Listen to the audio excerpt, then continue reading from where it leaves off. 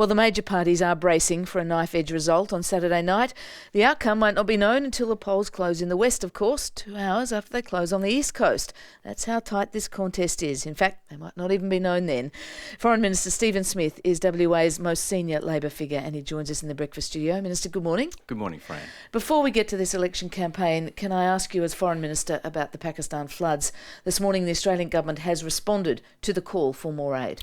We've previously announced $11 million worth of assistance, and this morning the Prime Minister has announced an additional $24 million worth of assistance. So our total contribution now is $35 million, and we've done that because the situation continues to deteriorate. There are grave risks that the flooding will worsen, and Pakistan's social circumstances, but also its longer-term economic circumstances potentially devastated here. So we're responding to the call from the United Nations Secretary-General and Pakistan itself to give more. And is it more cash or aid supplies directly? Well, it's both. It's $10 million to the World Food Programme for emergency food supplies, also to UNICEF for water and water sanitation equipment, also $2.5 million to our own NGOs, non-government organisations active in the development assistance area. And indeed, later this morning I'll be having a meeting with some of them to talk about what more we can do in Pakistan. One of the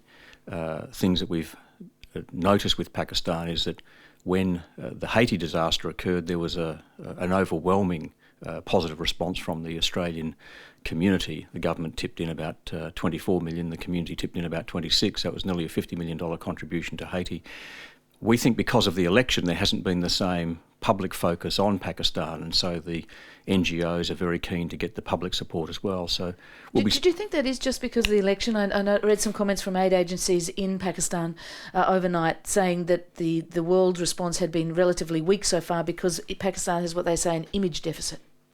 Well, everyone knows Pakistan has its difficulties, and I think you yourself had my foreign ministerial counterpart, Foreign Minister Qureshi, on radio this morning. He always makes the point to me that for Pakistan to overcome its security problems, it has to overcome its economic problems, and that so-called deficit, if you like, will only be overcome when Pakistan does overcome its security issues and difficulties. So these two things are clearly linked, and that's one of the reasons why we're making a substantial contribution. It's not just humanitarian. Our primary motivation, of course, is humanitarian, to do the right thing, but there are also strategic considerations. Pakistan, of course, a strategically very important place country which has grave difficulties as you've drawn attention to. And I'll come to the strategic thing again, but just in terms of the size of our commitment, 35 million, the UN Secretary-General calls it the worst humanitarian crisis he's ever seen. Is 35 million adequate from a country like Australia? We've made it clear that we will continue to monitor in two respects. Firstly, we will continue to monitor, together with the UN and Pakistan officials, the emergency relief required, and if there's more that needs to be done or that we can do, we will certainly respond positively. But also the Prime Minister this morning and I make it clear that we're also looking at what we can do in terms of longer-term reconstruction and rehabilitation. Over the last 3 years, we've effectively doubled our development assistance to Pakistan. So down the track, given this disaster, we obviously need to look at what more we can do in the longer term as well. And just finally on the strategic implications, the floods have affected some of the centres of the worst fighting of the past couple of years. You'd think that might slow down the hostilities, but we heard this morning fears that militants are backing some relief efforts and entrenching their support in these regions. Is that a concern? Well, it would be a concern if Pakistan's friends and neighbours and allies didn't respond in a generous and positive way.